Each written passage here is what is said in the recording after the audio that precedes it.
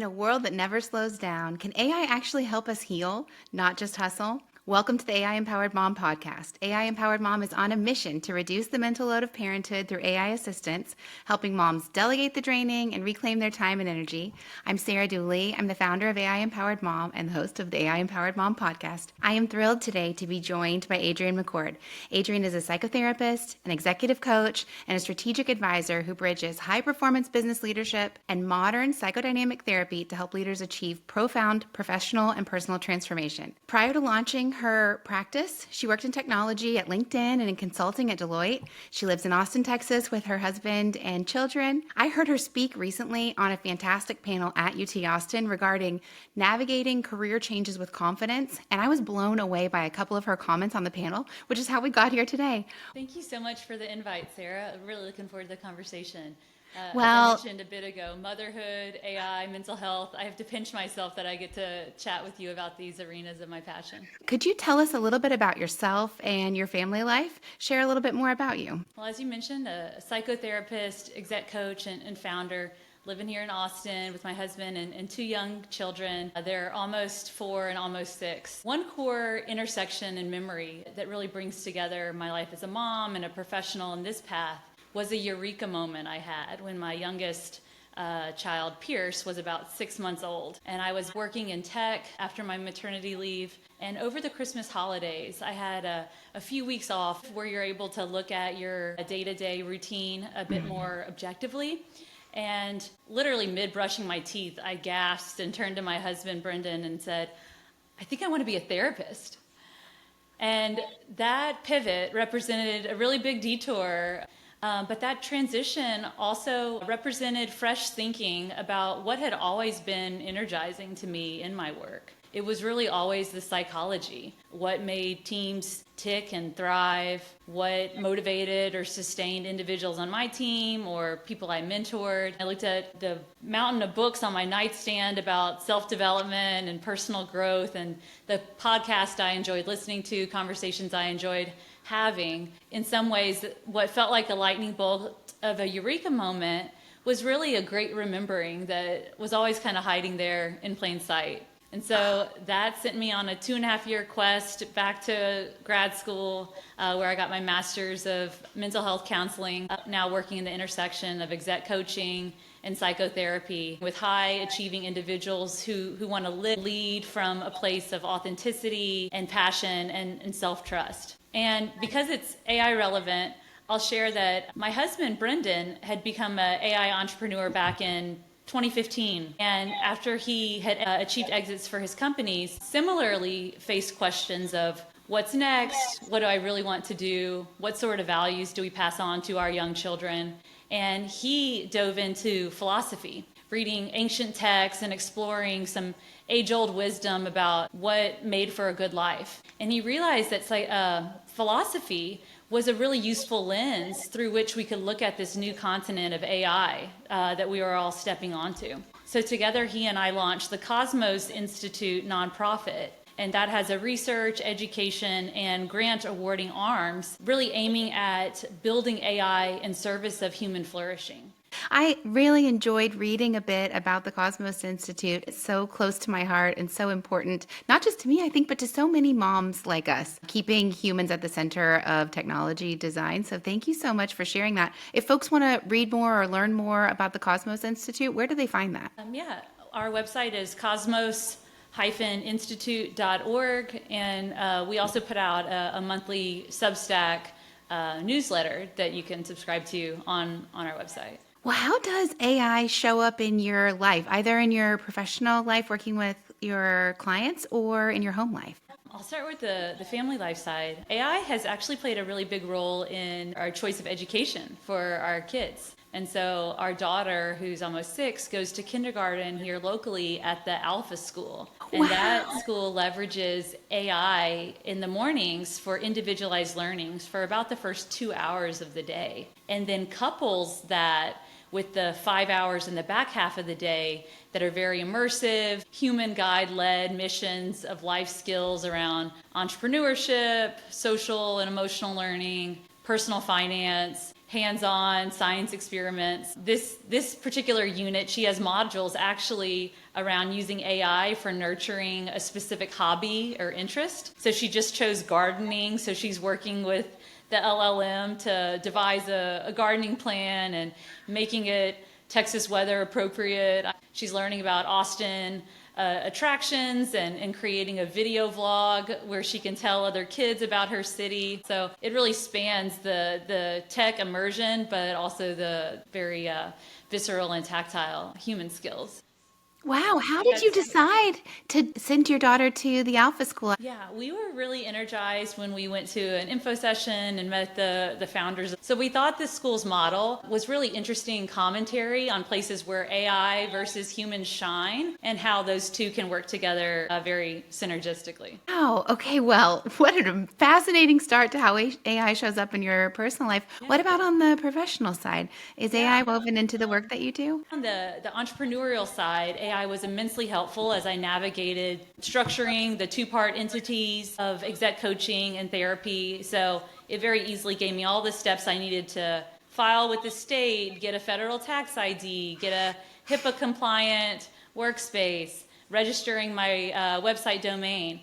It was even really helpful on the creative side of the personal branding, informing a strategy for professional headshots that I was able to work with my photographer on. And I was just really impressed with the thoroughness that it gave me and the ease of use, both on like the rigorous administrative filing side of business creation and the creative side.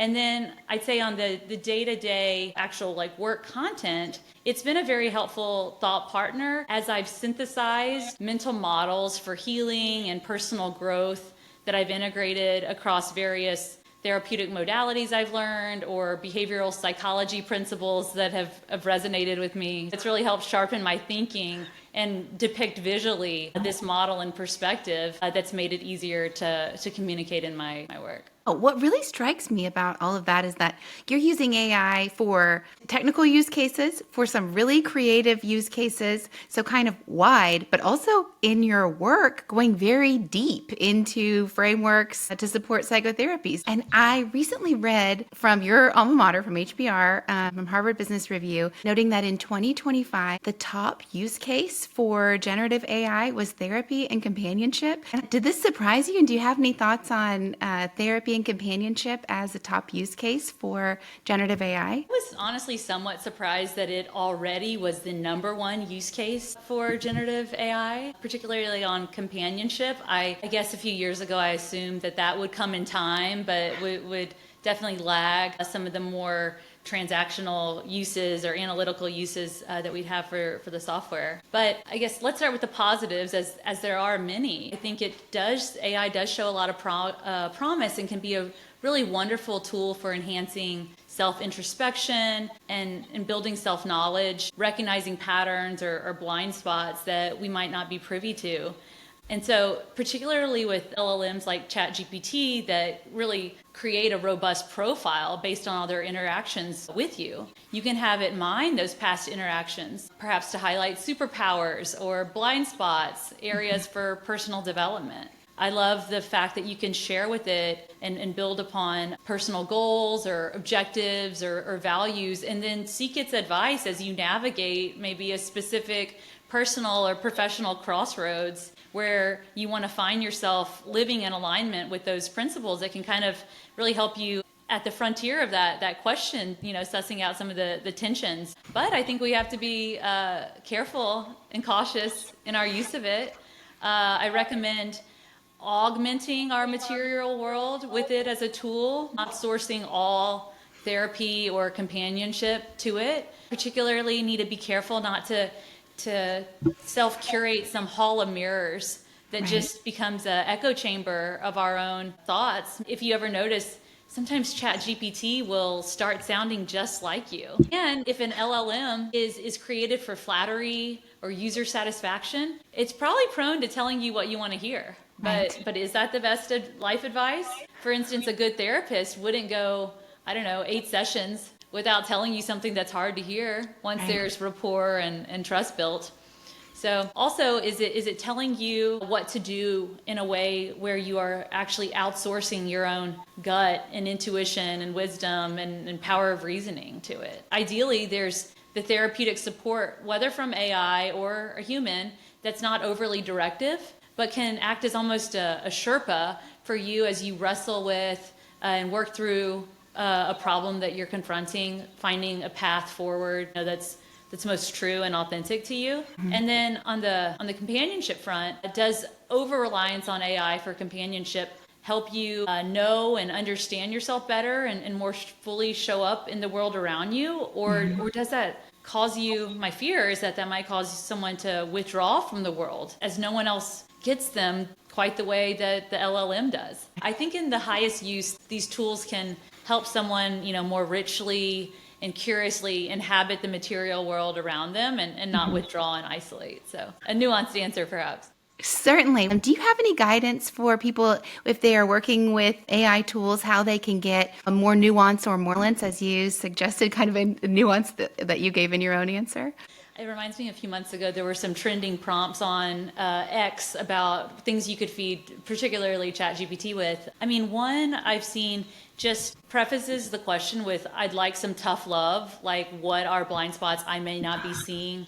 What are areas of exploit where I'm, might not be working on behalf of my superpower, but may fall victim to the underbelly, limitation or challenge of it. So I think especially in these that are prone to giving you, flattery or what you want to hear, I think often you have to explicitly ask for the tough love, if you will. That's great guidance. Well, Adriane, in the Navigating Career Changes with Confidence event where I heard you speak on the panel, one of the pieces of guidance that you gave that really sparked my interest was with regards to folks thinking about a career change. You suggested that they might share some information that they're comfortable sharing in an AI tool or with a chatbot, like their resume or their background or interests, their Enneagram, their Myers-Briggs or other personality tests, to get guidance on where they might go with their career or how they might plan for their next challenge. I wanted to know if you could share a little bit about what was behind that suggestion and how others might implement that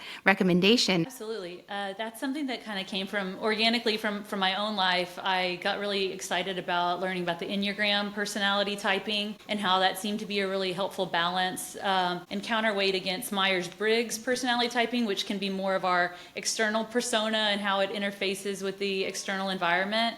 Whereas I think Enneagram can really get at what underlying motivations, desires, fears. I think AI can be a great tool for kind of crunching seemingly disparate inputs to devise a really thoughtful perspective on maybe what environments or fields or specific types of work might be really satisfying and can build upon our existing skill sets. So I'd encourage also feeding it some of the things that go beyond the resume bullets or the specific personality types. Perhaps things about what you know about what energizes you or depletes you, what elements of predictability or flexibility or balance of time that you need in your schedule at this work life, at this stage of life. And you can tell it little things that wouldn't neatly fit into any of these, like, I love being in front of a whiteboard ideating, or I'm really associative and I can draw patterns across different topics, or I seem to be able to take the abstract big,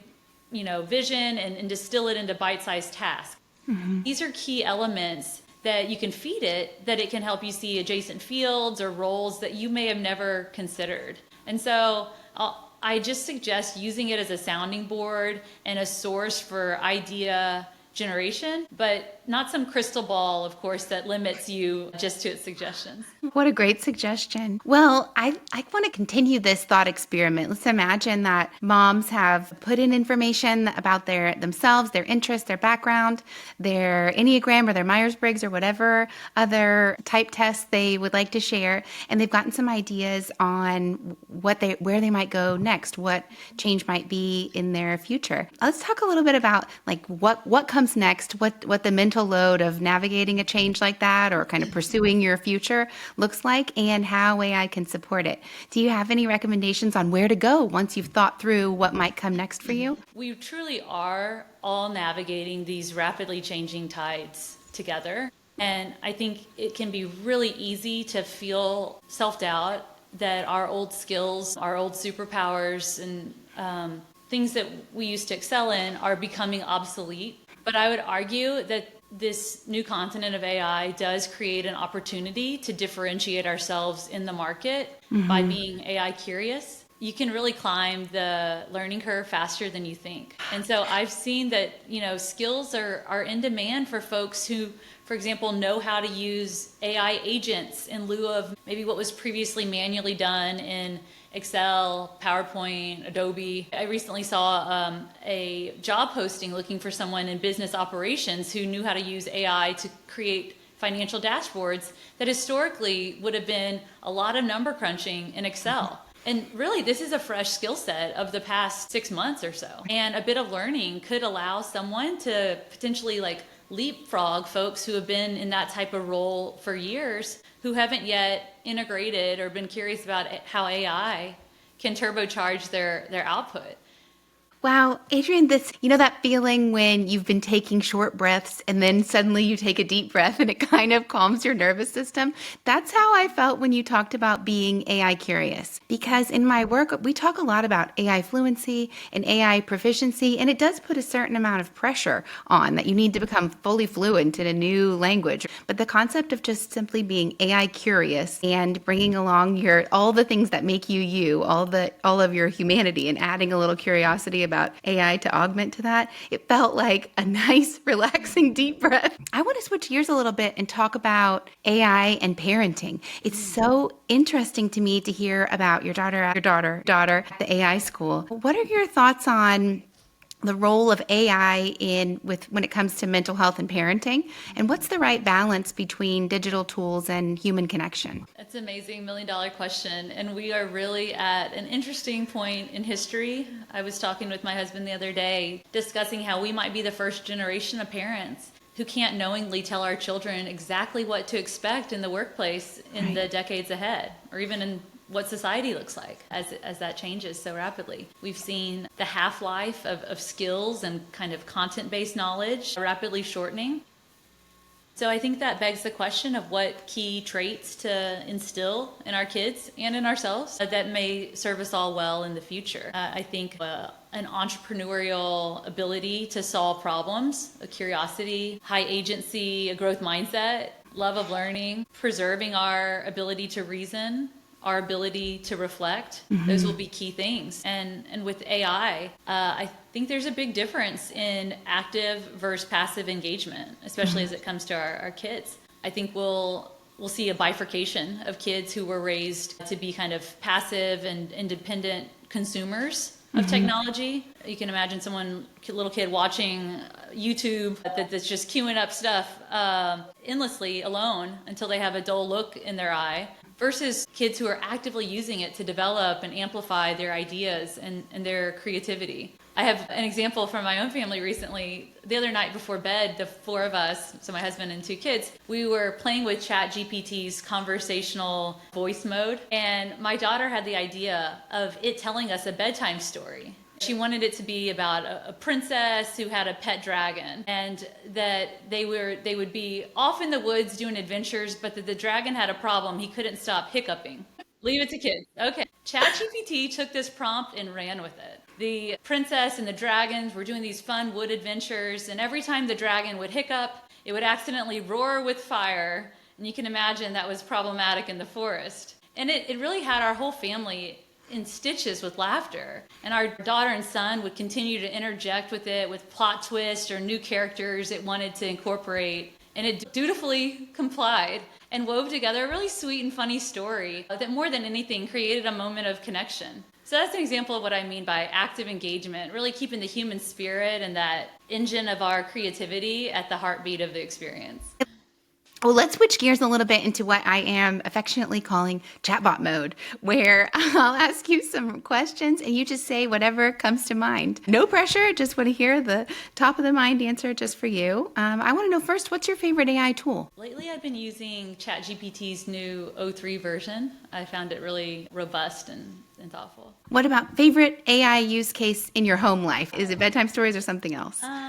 For myself, I like to keep a running list on my iPhone Notes app of like little mental itches or curiosities or just questions that arise that I end up exploring those on ChatGPT versus like doom scrolling. So when I'm, at the end of the day, kind of mentally zapped, that it's a good alternative to, a rabbit hole on social media. And they're often questions that aim to just make the daily routines go a little more smoothly, or to kind of curate my content intake. So like, how can I help my kids joyfully eat a more diverse diet? I have all these new skincare products. What order should they go in and at what frequency? Or, these are a few of my all-time favorite books. Do you have any recommendations of different authors or books that I should read if I've loved these? I find I end up leaving those conversations with the chatbot feeling like I have some tangible ideas I can implement, versus the way social media scrolling can, feel like you've suddenly lost an hour and you feel, despondent and disconnected. So it's been a good alternative to that. What about favorite AI use case in your work life? I have found that it can be a helpful sounding board as I'm trying to devise maybe a high level and non-identifying treatment plan for a client based on their presenting challenges they come into psychotherapy with wanting to work on. I can feed it different therapy modalities or techniques that I gravitate to or think would be beneficial for this client. And with that, can really co-create a robust plan that can drive different tools or interventions across the arc of the client work together. And then what's nice is those can be modified if there are new goals that emerge for the therapy client, or maybe there's a particular approach or even metaphor used in a session that particularly lands. You can update it and double down on what's working. What about any concerns? Biggest concern when it comes to moms and AI? I'd say as a whole, I fear that we lose our nuance and that we take either an all or nothing approach, but instead we determine how active and thoughtfully we want to use these tools to augment our life. So we don't just offload everything to the point where we become individuals without agency, but we also don't forego the use of it entirely. I think for better or worse, it's the genie that doesn't go back in the bottle. And so how do we thoughtfully use it to support human flourishing? Beautiful. Well, we love a life hack at AI Empowered Mom. Can you share a life hack? It doesn't have to be AI related. Is there a life hack that's been making a difference for you or your family in the past year? I'll share one for me personally, and it's nothing to do with AI at all. But for decades, I struggled being a really light sleeper. And I had become even reliant on sleeping aids, sleeping pills. And this past year, I really tried to make a dedicated effort to do things that supported sleep health. So that entailed giving up alcohol because I saw its correlation in my sleep quality, trading sleeping pills for a natural magnesium supplement, charging my phone out of reach, getting a dim alarm clock, and really honing my morning routines to be sleep promoting later in the day. So in the mornings, I'm drinking Element electrolyte powders and a protein and collagen shake before any caffeine. I've read that getting sunlight or direct UV light in your eyes before caffeine is really helpful for circadian rhythm. So I do my makeup at my vanity with a UV happy lamp that I actually had in Boston from business school when the sun would start setting at like 4:30 in the winter. So doing all of that before drinking my coffee or my matcha. So yeah, apparently healthy sleep habits start in the morning. Who knew? Oh my gosh, so inspiring. And how's your sleep these days? It's genuinely gotten better. I feel more restful, and I've, for the most part, entirely eliminated waking up in the middle of the night, which had been the challenge before. What a win. Congratulations. Thank you. What about a phrase or a mindset shift you come back to often as a therapist and a mom? I love the Ram Dass quote that says, and it can be applied to most anything, but he says, you can do it like it's a big weight, or you can do it like it's part of the dance. And That's I love beautiful. that. To me, the quote just kind of helps shift perspective, and it helps the more messy or heavy or challenging parts of life feel more manageable, that they too are a vital part of the human experience and a part of my own growth, and that a simple shift in my attitude towards them can directly impact the amount of distress they cause. Makes me think of drop off and pick up. I could take it like a weight, or I can take it like an opportunity to dance with my girls. That's so beautiful. What's the first thing you do when you're feeling overwhelmed? I actually try to back away from the screens at that point. I have loved, especially in the nice spring weather here, taking long walks around Lady Bird Lake here in Austin with my husband. I find that those conversations without screens that are not needing to be productive can really just spark ideas actually about how to thoughtfully sequence what's on our plate, or what elements we want to offload, or maybe just that conversation can kind of help rip the Band-Aid off of some big task that's been dreaded, making it feel more bite-sized, and can drive connection in this busy life season. I have, at least of now, yet to ever regret trying to force fit that little time of walking together into the schedule when feeling overwhelmed. Can you give us a book or a podcast recommendation, some resource that's helped you in thinking about motherhood or mental health? The age-old book by Viktor Frankl called Man's Search for Meaning. That was pretty formative in going into a psychology field. He really underscores how our souls and our psyches are meaning-making machines, and that the ability for meaning is available in every moment, even in the hardest ones. And he talks about how we always have one last freedom, and that is how we respond to a situation. Last question is one small daily habit that you recommend to help moms protect their mental health. On the motherhood front, I have tried not to hold myself to some impossible standard, but to aim for little wins of high impact time of connection with my partner and with my kids in the busy seasons. So I'd one time got the advice that there were 3 especially impactful moments of the day for a kid. It was the first 3 moments when they woke up right in the morning, the first 3 moments where we reunited after their school day, and the last 3 moments before bed. And so rather than trying to be the perfect mother at all hours of the day, I particularly try to get those moments right. So bringing my full presence to those little pockets of time, getting down on their level, just drinking them in their little essence, and as my youngest would say, lots of hugs and smooches. And I see how much it does for their connection, the way they walk through the world, and how many marbles it puts in my jar too. Well, that feels doable. And if I can combine 2 pieces that you shared with us, that I think I can take those 3 moments and truly make them the dance, not feel like a weight. So Absolutely. what beautiful guidance to share with moms. It's been such a pleasure visiting with you today. And I guess I will leave today thinking about not just how AI can be a powerful support tool for moms navigating the mental load of parenting and career changes, but that it's so important to maintain the human at the center, the human in the loop, the real human connection. And thank you for giving me new ideas to explore and think about. If folks want to continue learning and listening to you, they can check out your website at adrianemccord.com or find you on LinkedIn. Thanks for listening to AI Empowered Mom. You can follow us at AI Empowered Mom on Instagram or TikTok, or find me on LinkedIn as Sarah Dooley. I hope our conversation today gave you clarity, a little confidence, and maybe even feeling a little bit empowered to try something new with AI this week. We'll see you next week.